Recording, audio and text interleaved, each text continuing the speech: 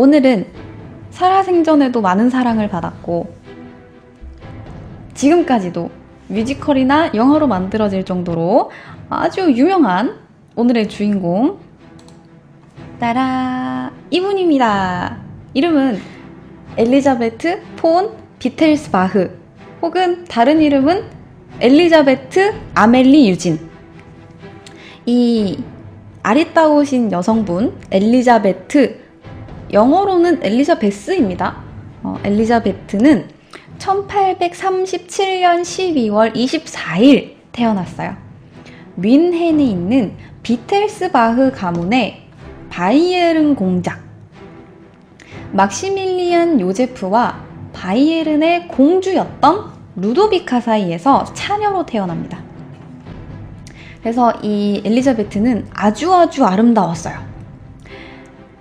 이 엘리자베트는 바이에른의 왕 막시밀리안 1세의 외손녀이자 여러분들이 잘 알고 있는 백조의 성이라고 불리는 노이슈반슈타인 성을 지은 루트비히 2세의 외사촌이자 왕실의 핏줄이에요. 근데 이 집안의 특징이 되게 다 아름답고 근친혼이라 정신병이 있어요. 그 대표자가 바로 루트비히 2세입니다. 자, 어쨌든 아름다운 데다가 왕실의 핏줄인 이 엘리자베트는 아주 막 고귀하게 자랐을 것 같지만 엘리자베트가 자란 성이 수도에서 좀 멀리 떨어진 곳에 위치해 있었고 아버지인 막시밀리안 공작이 상당히 자유분방한 사고를 가지고 있었기 때문에 왕실의 법도에 얽매이지 않고 그래도 기본 예절은 배웠지만 모험심이 강하고 상냥한 처녀로 자라게 됩니다.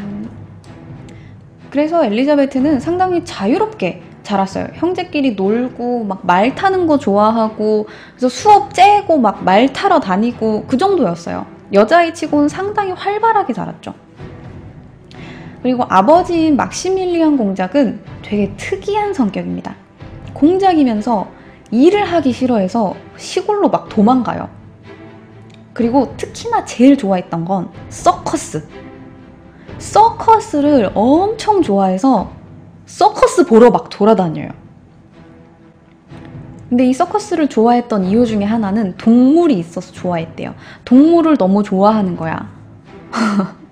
그래서 동물을 좋아했기 때문에 이 아버지랑 상당히 친했던 엘리자베트는 아버지의 영향을 받아서 토끼, 양, 햄스터, 기니피그, 카나리아, 기타 등등 이런 애완동물들을 많이 키웠다고 해요. 당시 어머니는 엘리자베트보다는 언니인 헬렌을 더 좋아했는데, 자, 이 언니 헬렌은요, 딱 보면 아시겠지만 뭔가 막 조신하고 얌전하고 귀족가의 숙녀, 우아하고 도도한 딱 그런 성격이었어요. 그래서 어머니는 좀 얌전한 헬렌을 좋아했고요. 아버지는 이 자유분방했던 엘리자베트를 좋아했습니다. 그래서 아버지랑 엘리자베트는 둘이 막 시, 문학, 예술 이런 거에 대해서 막 토론하고 같이 말 타고 다니고 이랬는데 아버지의 영향을 받아서 엘리자베트가 한 번씩 시를 쓰기도 했었어요. 근데 이것 때문에 첫사랑에 실패합니다. 가족들이 사는 성에 자주 들리던 백작이 있었어요. 리하르트라는 백작이 있었는데 이 백작을 보고 엘리자베트가 첫눈에 뿅 간 거예요. 어머, 백작님 너무 멋있어! 이래서 이 애타는 마음을 고백을 못하고 이제 일기장 같은 데다가 시로 이제 적은 거예요. 아, 그가 언제나 돌아오실까? 이런 걸 이제 적은 거야. 그래서 이제 시를 막 적어놓고 이걸 공책을 막 보관을 했는데 야, 이 어머니들은 이거 꼭 펴보시죠. 그래서 이 엘리자베트의 어머니가 이 시를 쓴 걸 딱 봅니다. 그래서 아니 이게 지금 얘가 지금 첫사랑에 빠졌단 말이야! 이러면서 어머니가 노발대발하세요. 왜냐하면 얘는 왕실의 핏줄인데 리하르트는 백작이잖아요. 백작. 너무 지위가 낮단 말이야. 안 돼요. 그래서 이 어머니가 백작을 더 이상 성에 못 들어오게 합니다. 더 이상 오지 말라고 탁 막아버리고 엘리자베트는 그 이후로 영원히 백작을 볼 수 없었다는. 근데 얼마 지나지 않아서 이 리하르트 백작이 폐결핵으로 사망했어요. 예. 다행인 거죠, 나름. 그리고 엘리자베트가 16살이 되었을 때 어머니인 루도비카의 자매인 조피에게서 연락이 옵니다. 그러니까 엘리자베트의 이모에게서 연락이 온 거예요. 어머니인 루도비카가 자매였던 조피에게 편지를 받게 되는데 어떤 내용이었냐면, 일단 이 조피라는 분은요, 오스트리아 황제인 프란츠 요제프의 어머니입니다. 그러니까 오스트리아의 대공비예요. 근데 이 조피가 상당히 성격이 깐깐하고 막 아들한테 집착하고 전형적인 황실 여자 스타일이었어요. 근데 이 조피가 마침 자기 아들인 왕 프란츠 요제프가 결혼을 할 때가 된 거야. 그래서 이 아들 프란츠 요제프가 결혼할 때가 되어서 어머니인 조피는 며느리감을 이제 생각을 해둔 거예요. 이 며느리감을 누구를 드릴까? 근데 아무나 드릴 수 없잖아요. 특히나 황실 가문인데. 그래서 기억을 해냅니다. 우리 주위에 있는 이 왕실의 핏줄 중에 얌전하고 조신하고 독실한 숙녀가 누가 있을까 생각을 했는데 마침 여기 우리 조카 헬레니가 있었어요. 그래서 루도비카에게 편지를 보내서 우리 헬렌을 며느리로 맞으면 참 좋겠다라고 편지를 보내요. 그래서 이렇게 둘 사이에 혼담이 오가요. 이렇게 혼담이 오가고 조피는 헬렌을 자신의 성으로 부릅니다. 한번 봐야 되잖아요. 그래서 성으로 딱 부르는데 이 루도비카가 우리 엘리자베트한테도 상당히 괜찮은 혼처를 소개시켜주고 싶은 거야. 특히나 오스트리아 왕족이면 좋겠죠. 황제까지는 아니어도 왕족이면 좋겠지 라고 생각해서 마침 이 두 딸을 데리고 가요. 오스트리아로. 딱 도착을 해서 프란츠 요제프와 헬렌이 딱 만납니다. 근데 프란츠 요제프가 헬렌을 보니까 상당히 나쁘지 않아요. 애가 참 조신하고 얌전하고 숙녀답고 딱 그런 스타일이야. 그래서 괜찮겠다라고 생각을 하고 저녁 식사 자리에 딱 초대를 합니다. 그래서 초대를 해가지고 빠밤 이 둘과 이 둘의 어머니 루도비카와 조피 그리고 프란츠 요제프가 한 식당에서 이제 밥을 딱 먹는데 옆자리에 헬렌이 앉았으나 저 멀린 엘리자베트에게 눈이 갑니다. 아하, 예쁘게 생겼구나. 그래서 이 딱 첫눈에 엘리자베트한테 눈이 간 프란츠 요제프는 계속 헬렌이랑 같이 돌아다니는데 자꾸 눈은 딴 데 가 있어. 막 손은 헬렌이랑 잡고 있고 엘리자베트가 어디로 갔나 이렇게 찾고 있는 거야. 그래서 심지어는 저녁 파티에서 춤을 신청을 하게 됩니다. 그렇게 저녁 식사 자리에서 대놓고 엘리자베트에게 춤을 신청을 하니까 이 어머니들도 눈치를 채게 되죠. 아, 짝대기가 잘못 갔구나. 근데 어쩌겠어요. 이 엘리자베트도 프란츠가 나쁘지 않았거든요. 그래서 둘이 이제 슬금슬금 러브라인을 타기 시작한 거예요. 그리고 얼마 지나지 않아 프란츠 요제프가 어머니 조피에게 한마디 하죠. 난 엘리자베트 아니면 결혼 안 해! 자, 어쩌겠어요. 자식 이기는 부모가 있나요? 어떻게 결혼시켜야죠. 그래서 이 조피는 엘리자베트를 상당히 탐탁치 않았거든요. 왜냐하면 아니 나는 되게 조신하고 얌전하고 누가 봐도 황태자비 뭐 왕비 황후 이런 이미지를 원했는데 얘는 맨날 뭐 말 타러 다닌다 그러고 뭐 막 들판 뛰어다니고 너무 자유분방하게 잘하니까 마음에 안 들거든요. 그래서 너무 마음에 안 들어 있는데 이제 막 엘리자베트 아니면 죽겠다 그러니까 어떻게 결혼시켜야지. 그래서 이 프란츠 요제프가 딱 엘리자베트에게 청혼을 합니다. 그리고 엘리자베트가 눈물을 막 흘리면서 오케이 해요. 그래서 결국 헬렌은 떠버리고 엘리자베트만 결혼할 준비를 해요. 근데 동생한테 남자를 뺏겼는데 심지어 그 남자가 황제야. 너무 우울하겠죠? 그래서 헬렌은 당시 노처녀, 뭐 당시 22살이면 노처녀예요. 막 15살에 결혼시키고 그랬으니까 당시 기준으로는 노처녀인 22살까지 결혼을 안 했어요. 그러다가 이 루도비카가 얘가 이제 수녀원에 들어가 버릴 것 같은 거야. 막 결혼 안 하고 나 이제 결혼 같은 거 안 할란다. 나 이제 비혼으로 살란다. 이렇게 해버리고 수녀원에 들어가 버릴 것 같으니까 막 백방으로 찾아요. 막 괜찮은 혼처를 막 찾습니다. 그래서 툴은 탁시스 가문의 왕자 막시밀리안과 결혼을 시켜요. 또 막시밀리안이요. 아빠랑 이름이 똑같은 사람한테 시집을 갑니다. 툴은 탁시스 가문은 약간 우편업을 담당하던 좀 작은 나라라고 해야 할까? 그러니까 왕실이라고 하기에도 좀 뭐한 좀 작은 가문이었어요. 그래서 당시 바이에른의 왕은 이 헬렌과 막시밀리안의 결혼을 탐탁치 않아 했지만 언니가 자기 때문에 마음의 상처를 입었잖아요. 내가 언니 남자 뺏은 거잖아. 그래서 엘리자베트가 입김을 막 불어넣습니다. 내가 말이야 앞으로 오스트리아 황후가 될 건데 말이야 우리 언니 결혼을 누가 안 시킨다고? 이러면서 두 눈을 희번뜩하니까 이제 언니라도 행복해야겠지? 결혼을 시킬게. 그래서 결혼을 합니다. 헬렌이. 그렇게 막시밀리안과 결혼을 한 헬렌은 5 자매 가운데 가장 행복한 결혼 생활을 했어요. 그리고 툴은 탁시스 가문은 계속해서 유명해져서 지금까지도 유명해요. 자, 그리고 이 결혼 준비를 하던 엘리자베트는 자기 자신을 벌집이라고 표현을 할 정도로 오만 사람들한테 다 둘러싸이는 거예요.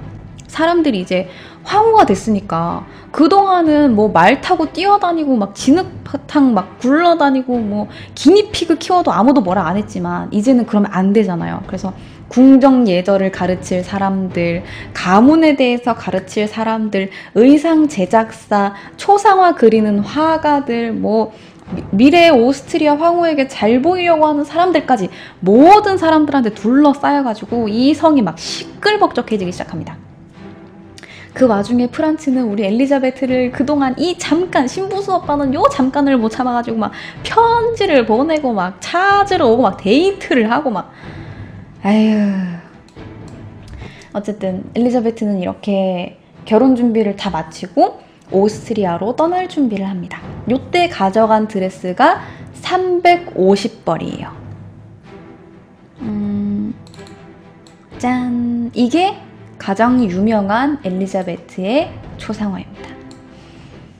그렇게 엘리자베트는 1854년 4월 24일 성대한 결혼식을 올렸는데 참 이렇게 동화처럼 시작한 결혼 생활이 점점 늪으로 빠져들게 됩니다.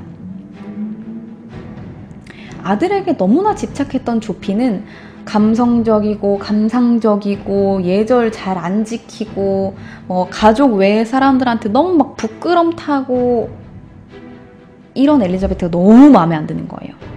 그래서 독한 시어머니가 되어서 시월드가 시작됩니다.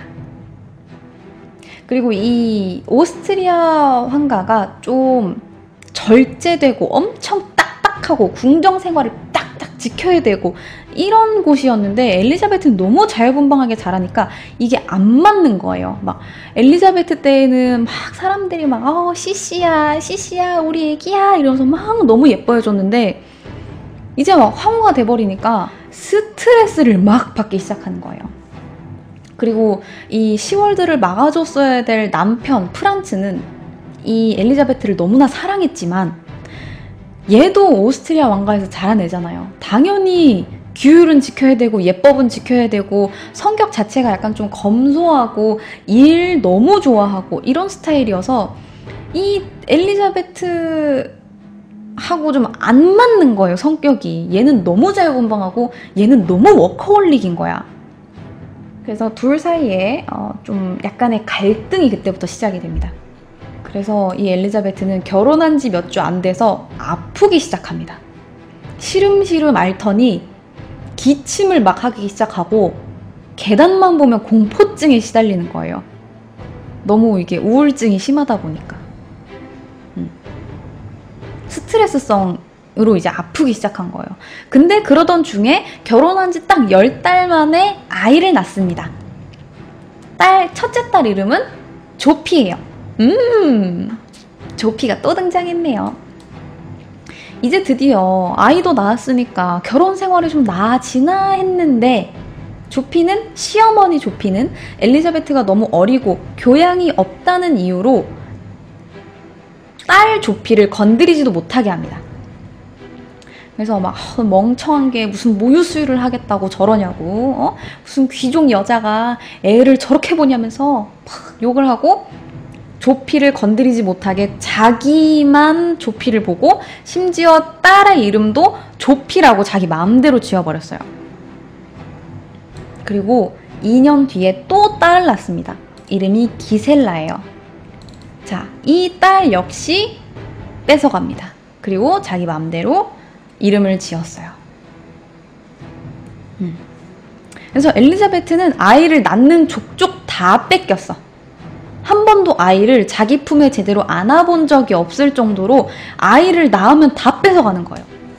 자, 그런데 이 낳은 두 딸을 데리고 이 부부가 헝가리를 가게 되는데, 헝가리에서 이 딸들이 갑자기 설사를 하기 시작하더니 병에 걸려서 의사들이 막 매달려서 치료를 했으나 기셀라는 금방 회복을 했지만 조피는 죽습니다. 그래서 첫째 딸 조피가 2살이 된 해에 죽었어요. 당시 기셀라는 1살이었습니다. 아마 장티푸스였을 것으로 추측이 돼요. 갑자기 큰딸이 이렇게 죽어버리니까 시집살이 막 시월드 너무 스트레스 받고 있었어. 막 거기에다가 첫째 딸한테 애정을 막 쏟을라 그러는데 첫째 딸 뺏어가버려. 둘째 딸 이제 막 낳았는데 둘째 딸 뺏어가버려. 이름 자기 마음대로 지어. 헝가리 갔더니 첫째 딸이 죽어버려. 너무 마음이 아프겠죠. 그래서 엘리자베트는 둘째 딸한테까지 이제 관심을 쏟지 않습니다. 딸이 죽었다는 거에 대해서 너무나 큰 트라우마를 받았기 때문에 더 이상 딸을 돌보지 않았어. 그리고 애초에 근친혼이었기 때문에 약간 정신이 불안정했던 것도 어느 정도 영향이 있었을 것으로 추측이 돼요.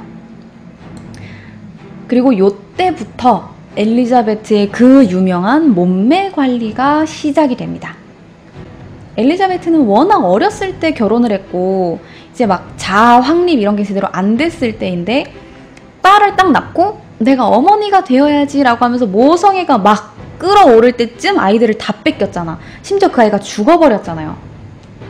그래서 이제 뭔가 이 자기의 위치에 대해서 다시 생각해보게 된 거죠. 나는 도대체 뭘까? 나는 여기에 황후인가? 근데 황후로서 외교적인 일에 간섭하려고 하면 시어머니가 막 뭐라 그래요. 네가 다른 나라 사람인데 지금 오스트리아 일에 네가 왜 간섭을 해? 여자면 조용히 집에나 있고 아들이나 낳아야지. 아들도 못 낳는 게 무슨 외교적 간섭이야? 이러면서 막 뭐라고 하는 거야. 그리고 뭐 엄마로서 뭘 하려고 그러면 또 시어머니가 자기 막 딸 다 데리고 가고 이름 자기 맘대로 지어버리고 막 그러니까 이것도 스트레스 받죠. 그러니까 자기가 인정받을 수 있는 부분에 대해서 찾는데, 당시 엘리자베트가 너무 아름다웠기 때문에 백성들이 엘리자베트의 외모를 되게 칭송을 많이 했어요. 너무 아름다우시다. 너무 아름답다. 몸매가 너무 아름다우시다. 저 얇은 허리를 보아라. 이러면서 찬양을 막 해주니까 그래, 내가 여기에서 인정받을 수 있는 건 외모밖에 없구나 라고 생각을 해서 외모를 가꾸기 시작한 거예요. 이 엘리자베트는 키가 상당히 컸어요. 키가 172였거든요. 키가 170이 넘는데 몸무게가 50kg를 넘은 적이 없어요. 죽을 때까지. 물론 임신도 포함입니다. 죽을 때까지 몸무게 50 이하를 유지했어요. 그리고 허리를, 자기 허리가 20인치가 넘는 꼴을 못 봐요. 맨날 코르셋을 꽉꽉 조이고 다닙니다.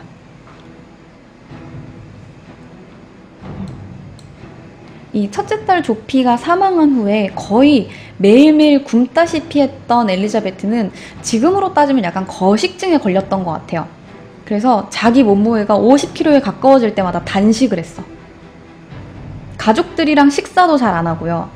꼭 먹어야 될 경우에는 아주 조금 먹거나 과일 몇 조각 먹고 고기를 먹어야 되면 육즙을 짜서 즙만 먹었어요. 근데 이게 갈수록 심해집니다.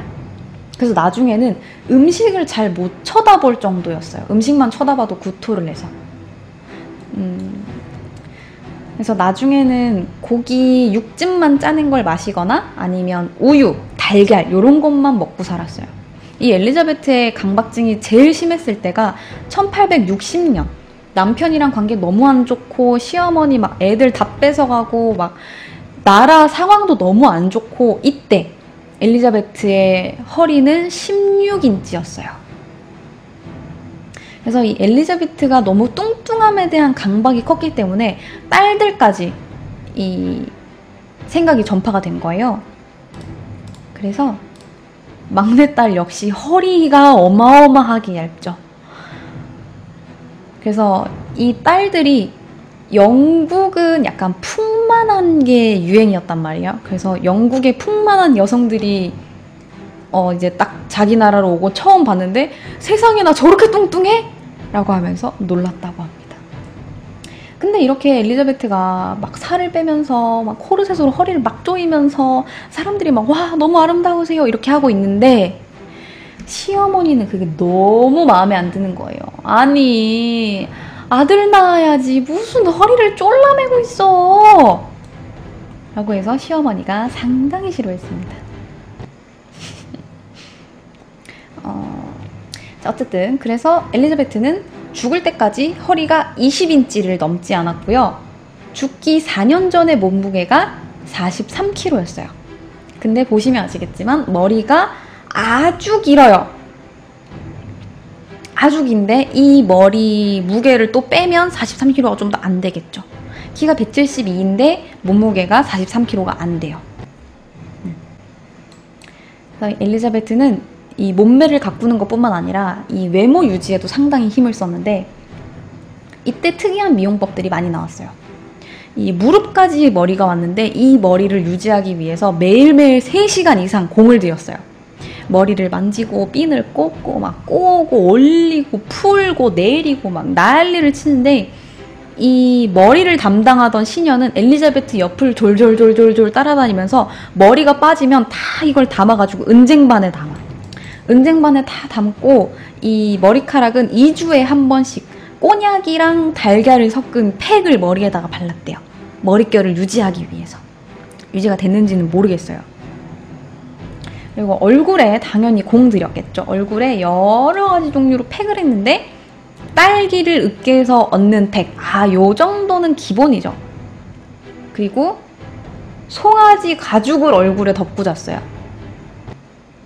송아지 가죽처럼 피부가 좋아질 거라고 생각했나 봐요. 송아지 가죽을 얼굴에 이렇게 덮고 자고 올리브 오일로 목욕을 하고 제비꽃을 식초로 담근 물에 천을 적셔서 온몸에 감고 자요. 모르겠어. 효과가 정말 있었는지는 모르겠지만 어쨌든 엘리자베트는 아름다웠으니까 예쁨 장땡이죠.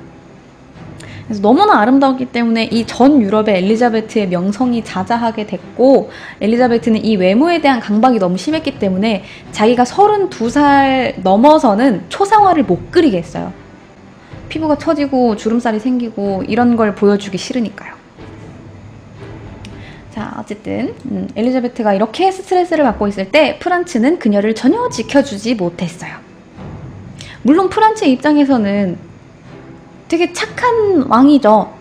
왜냐하면 왕가의 사람으로 잘 자라서 검소하고 일 잘하고 일 좋아하고 뭐 예쁜 황후 맞아가지고 딸도 낳고 아들도 낳고 왕으로서는 나쁘지 않았는데 이 엘리자베트 입장에서는 그렇게 좋은 남편은 아니었던 거죠.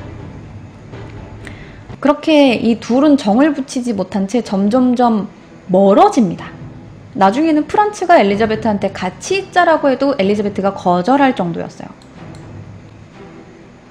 그리고 결혼한 지 4년 뒤에 결국 온 국민이 기다리던 왕자가 태어나는데 아들의 이름은 루돌프입니다. 자, 근데 아들을 딱 낳았어. 근데 또 뺏겼어요. 시어머니가 또 데려갔어요. 그러자 점점 기력이 쇠해지면서 불면증이 걸리고 고열에 시달리고 어지럼증을 호소했습니다. 물론 밥도 잘 안 먹고 운동을 지나치게 많이 했던 것도 있지만 엘리자베트는 특이하게 궁을 벗어나면 안 아파. 너무 아파요. 난 요양을 좀 하러 가야겠어요. 라고 해서 다른 곳으로 가면 바로 낫고 다시 궁으로 돌아오면 한 2, 3일 안에 시름시름 앓아요. 한 번은 요양차 갔던 곳에서도 너무나 건강했던 엘리자베트가 남편 생일 때문에 어쩔 수 없이 궁으로 돌아온 적이 있는데 궁으로 돌아오자마자 구토를 시작했어. 이렇게 아들 루돌프를 낳았는데 프란츠는 아들이 한 명 더 있었으면 했던 거예요. 좀 확실하게 하고 싶었던 거죠.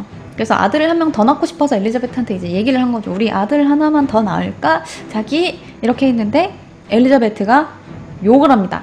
물론 직접 욕을 한 건 아니지만 내가 번식용 말이에요? 라고 하면서 화를 냈다고 합니다. 때문에 시어머니한테도 아주 감정적으로 대했는데 그것 때문이었는지 루돌프도 엄청 감정적인 아이로 자랐어요. 이것이 모든 불화의 씨앗입니다.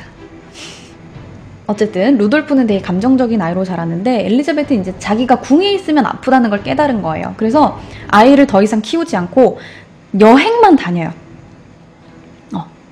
여기저기 궁을 떠나서 아무데나 다 괜찮은 거야. 방랑벽이 도져서 막 돌아다니고 얼굴을 안 보니까 남편과의 사이도 안 좋아지고 마지막으로 딸을 낳은 엘리자베트는 거의 궁으로 돌아오지를 않았어요.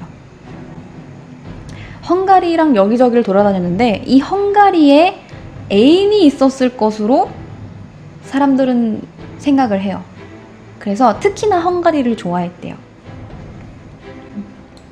그래서 이 엘리자베트가 헝가리 막 여러 나라를 막 돌아다니면서 뭐 자기의 자유를 만끽하고 있을 때 드디어 1872년 시어머니 조피가 사망합니다.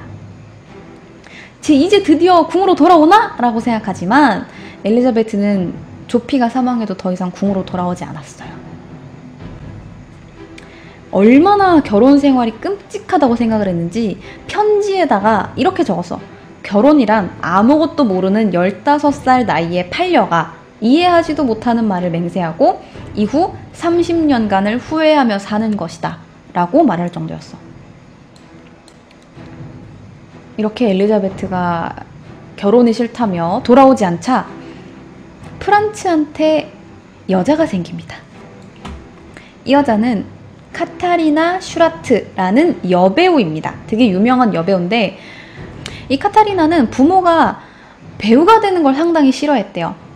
그래서 수녀원으로 갔는데 수녀원에서 이 카타리나의 연기력을 눈여겨본 수녀들이 연기 연습을 시켜줍니다. 그래서 이제 배우가 됐어요. 배우가 돼서 아주 사치스러운 삶에 익숙해져서 나중에 결혼을 했는데 결혼을 해서도 상당히 빚이 많아졌고 빚이 있는 배우는 왕실극장, 왕립극장에서 일을 못했는데 딱 마침 프란츠를 만난 거예요. 그래서 프란츠가 그녀의 빚을 모두 탕감해줍니다.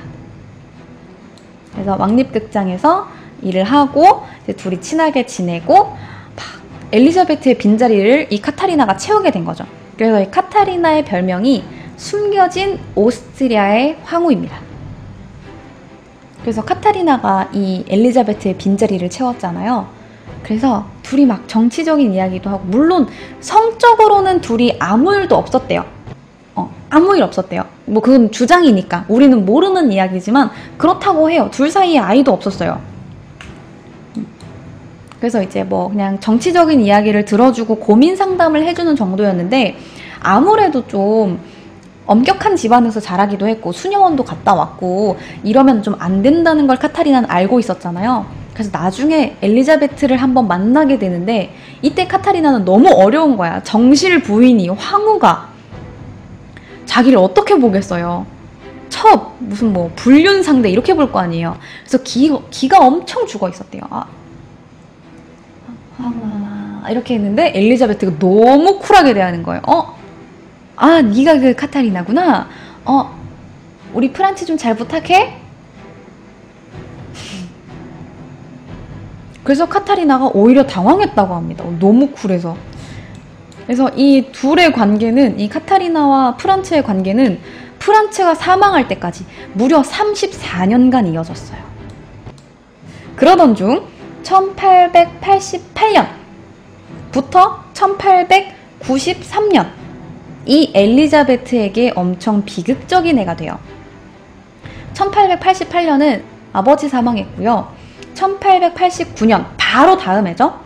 아들 황태자 루돌프가 사망합니다. 유일한 아들이었던 루돌프가 사망해요. 이것이 그 유명한 마이열링 사건입니다. 자, 마이열링 사건에 대해서 한번 알아봅시다. 이 마이열링 사건은요, 황태자 루돌프라는 뮤지컬로도 만들어진 사건이에요. 루돌프는 어렸을 때 아빠는 일로 너무 바빴고 엄마는 성을 떠나서 맨날 여행만 다녔잖아요. 그래서 부모의 사랑을 제대로 받지 못했어요. 게다가 할머니인 조피는 이 다른 형제들이랑 루돌프를 완전히 격리시켜놨어요. 왜냐하면 황태자니까. 황태자 수업을 받아야 되잖아요. 그래서 완전히 격리시켜놓고 군인으로 키웁니다. 그래서 선생님으로 백작을 붙여줬는데 이 교육을 담당했던 백작이 곤트레코트라는 장교인데 당시 7살밖에 안 됐던 루돌프를 단련시킨다는 목적으로 잠자는 황태자 바로 옆에다가 권총을 쏩니다. 그러니까 약간 담력을 키운다는 목적인 거죠. 이해하시겠어요? 왕이면 이런 일엔 놀라면 안 된다는 거야. 그래서 7살짜리 옆에다가 권총을 막 쏴요. 잠자고 있는데. 그리고 찬물 샤워를 막 시켜. 강제로. 거기에다가 숲속에다가 애를 데려다 놓고 혼자 떨렁 갖다 놓고 돌아와요. 그래서 숲속에서 혼자 멀쩡하게 돌아와야 되는 거야. 그러다 보니까 이 엘리자베트가 그 얘기를 들은 거예요. 루돌프, 우리 루돌프 내가 못 키웠지만 너무 불쌍하다 라고 해서 교육에 대한 모든 권한을 자기가 가져옵니다. 그리고 교육 담당을 바꿔요. 교육 담당을 바꿨는데 좀 더 유한 성품의 장교로 바꾸고 또 여행을 가버려. 그래서 성인이 된 루돌프는 어머니의 영향을 좀 많이 받아서 자유주의를 더 좋아합니다. 그래서 프란츠는 아버지는 완전히 보수인데 아들은 완전히 개방적인 거예요. 이 아들이랑 아빠인데 정치적 성향이 완전 반대가 돼버립니다. 그래서 둘이 정치적으로 대립해요. 프란츠는 아들의 사상이 너무나 위험하다고 봤어요. 친프랑스적이고 너무 막 자유주의적이고 너무 국민들을 가까이 하고 이걸 아예 안 좋게 봤거든요. 그래서 이 둘이서 상당히 많이 대립했는데 서로 물러나지 않아요. 그래서 루돌프는 아버지한테 너무나 대놓고 막 뭐라고 말을 못하니까 율리우스라는 가명을 사용해서 진보 신문에다가 아버지의 정치를 비난하는 글을 씁니다. 둘 다 장난 아니에요.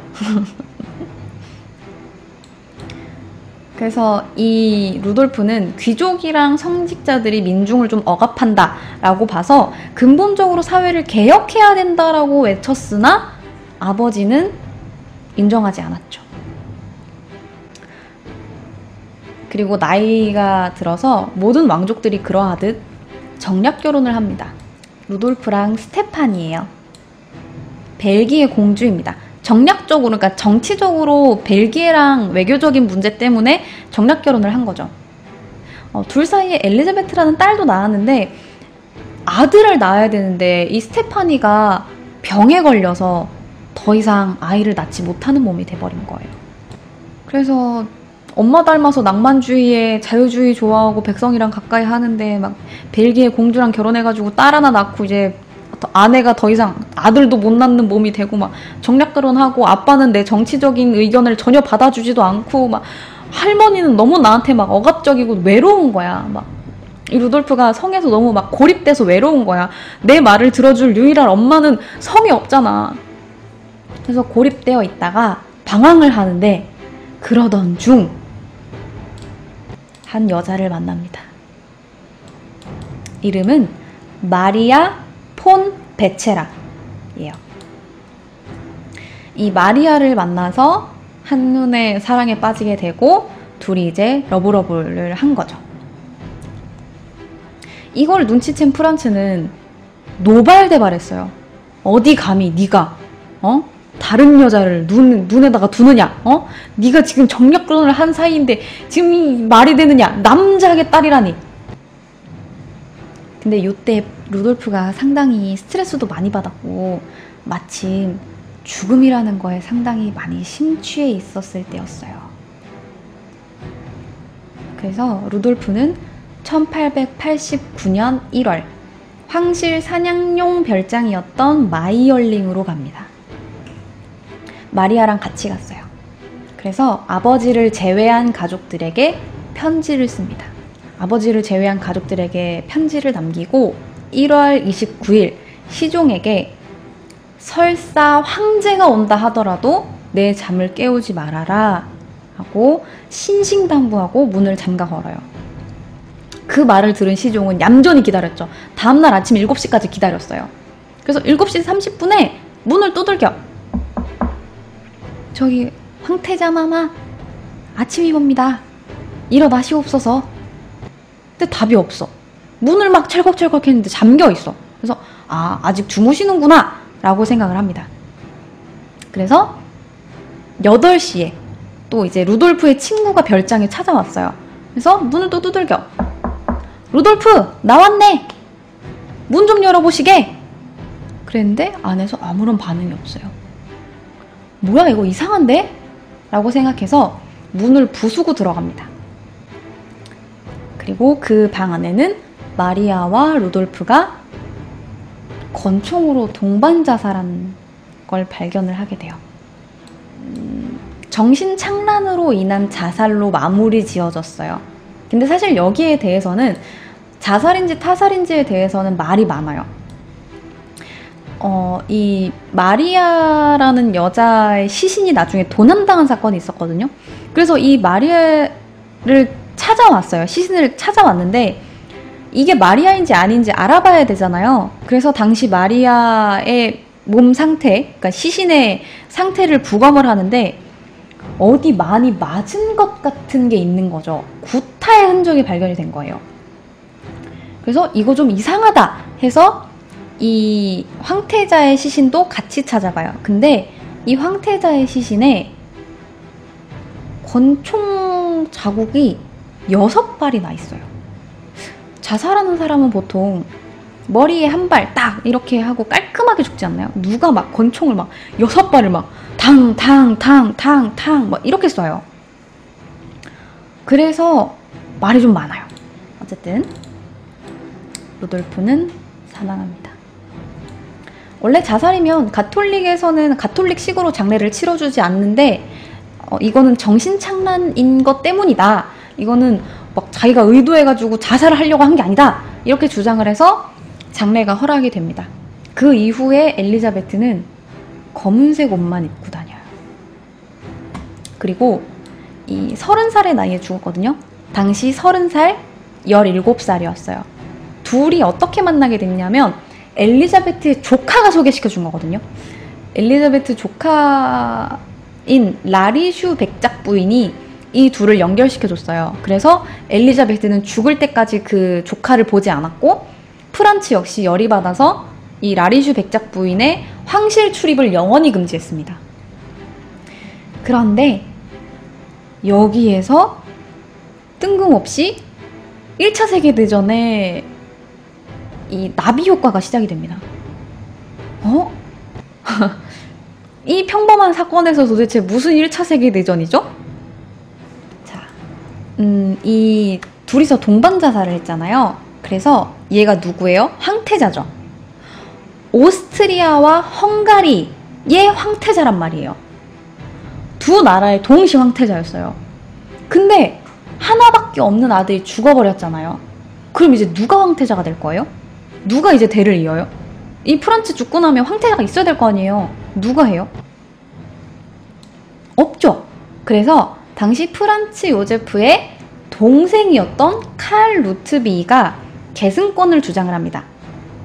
근데 내가 왕이 될 거야 라고 주장하지 않고 나는 나이를 먹었으니까 우리 아들이 있잖아. 우리 아들을 후계자로 임명을 하자 라고 해서 자신의 아들이었던, 그러니까 프란츠 요제프의 조카를 후계자로 임명을 합니다. 이름은 프란츠 페르디난트. 프란츠 요제프의 조카 프란츠 페르디난트가 후계자가 됩니다. 그리고 이 프란츠 페르디난트가 1914년 7월 28일 세르비아 청년에게 공개적으로 암살당하는 사라예보 사건이 벌어지면서 1차 세계대전이 발발하게 된 거죠. 물론 이 왜 세르비아 청년이 암살을 시도했는지에 대해서는 뒤에 이야기가 많아요. 이 발칸반도에 뭐 러시아가 영향력을 행사하고 싶어 했는데 오스트리아 헝가리는 이걸 막 마음에 들지 않아 했고, 그래가지고 막 오스트리아 헝가리 합병을 하면서 세르비아인들이 막 분노가 터지고, 아무튼 이 사람이 프란츠 페르디난트입니다. 요 프란츠 페르디난트는 황태자 루돌프가 사망하면서 갑작스럽게 황태자에 즉위한 상태잖아요. 그래서 총각이었던 이 프란츠는 결혼을 하게 되는데 보헤미아 백작의 딸이자 여대공의 하인이었던 조피와 결혼을 합니다. 조피 마리아 폰 초데크랑 결혼을 하게 돼요. 근데 이게 또 근친이에요. 그리고 이 프란츠의 집안에서 아주 마음에 들지 않아 했어, 조피를. 아니, 무슨 뭐 근친혼 뭐 그러려니 하지만, 아니 백작이 뭐야, 백작이 우리 아들이 황태자인데 이러면서 아주 마음에 들지 않아 했어요. 그래서 프란츠랑 조피 사이에 낳은 아들들이 페르디난트라는 성을 못 가지게 할 정도로 마음에 들지 않아 했어요. 그래서 황실 가족들이 이 조피를 너무 싫어해서 결혼식에도 참석을 안 할 정도예요. 황태자의 결혼식인데 가족들이 참석을 많이 안 해. 그래서 조피는 집안에서 인정을 받지 못했지만 둘은 아주 사랑을 해서 아이들도 낳고 화목하게 지냈습니다.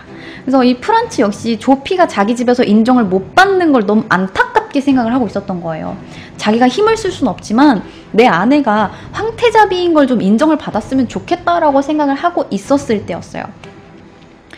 어느 정도로 인정을 못 받았냐면 같이 어디 행차를 할 때 있잖아요. 어디 뭐 이렇게 의전 같은 걸 할 때 보통은 황태자랑 황태자비가 같이 있잖아요.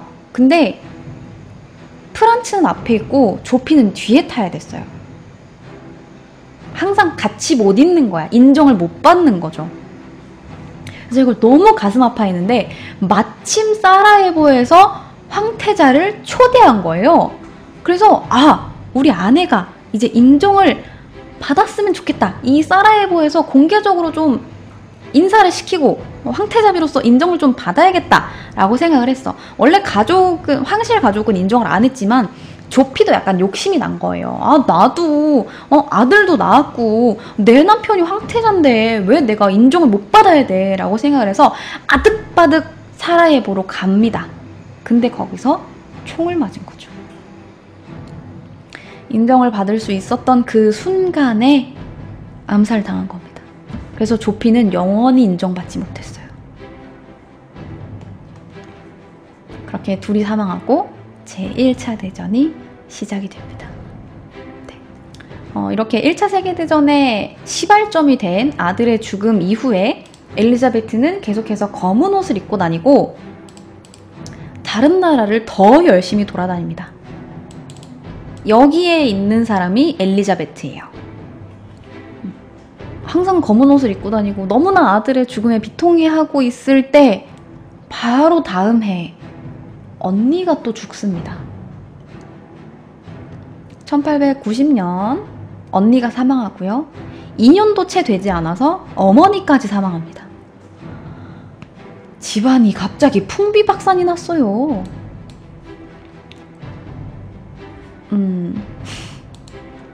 그래서 이제는 완전히 얼굴을 가린 채로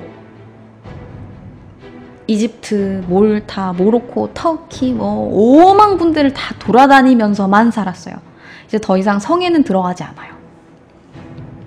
그리고 루돌프의 죽음으로부터 9년이 지났을 때 엘리자베트의 나이는 60살이었어요.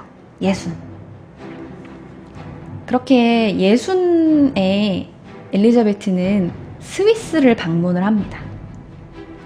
네, 스위스를 방문을 했는데 이미 그 전에 암살의 위협을 많이 받은 상태였어요. 엘리자베트는.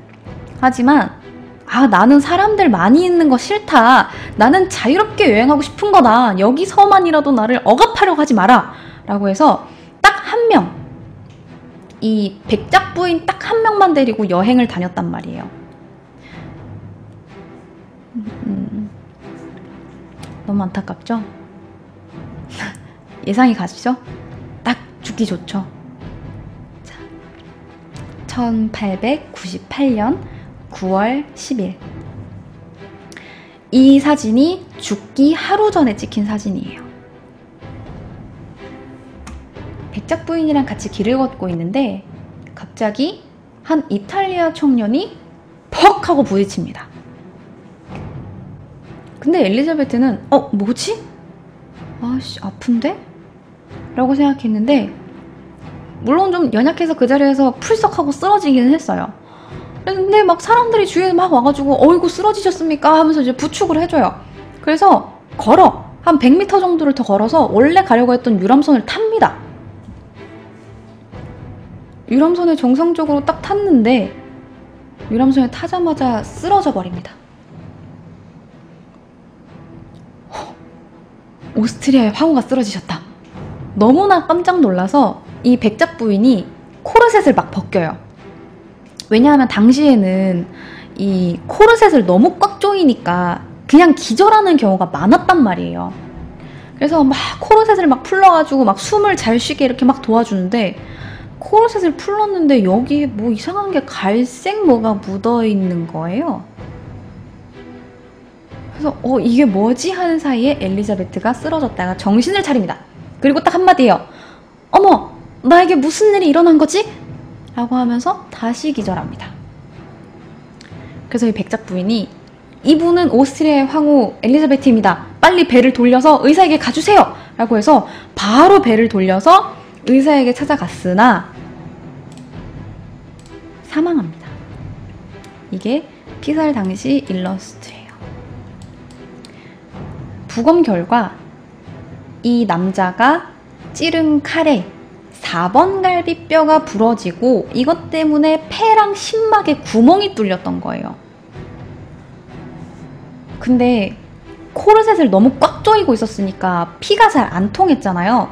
그래서 칼에 찔렸는데도 불구하고 그걸 모르고 100m를 걸어서 유람선을 탄 거예요. 만약에 거기서 칼을 꼽은 채로 그냥 있었으면 살았을지도 몰라요. 근데 이걸 뽑았고 이제 출혈이 시작이 됐고 나중에 코르셋을 또 안 풀렀으면 모르겠는데 이걸 압박하고 있으니까 코르셋을 안 풀렀으면 모르겠는데 코르셋을 또 풀어버린 거예요. 그래서 사망합니다.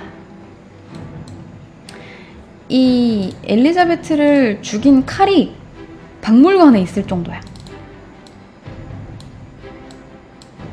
10cm 정도 되는 칼인데 그렇게 길고 날카롭진 않죠. 과도보다 좀 덜 날카로운 것 같은데 아무튼 이거에 찔려서 사망한 거예요. 범인은 25살 이탈리아 청년으로 무정부주의자예요. 그래서 어느 왕족이든 눈에만 띄면 다 죽여버릴 거야 를 외치고 다니던 사람입니다.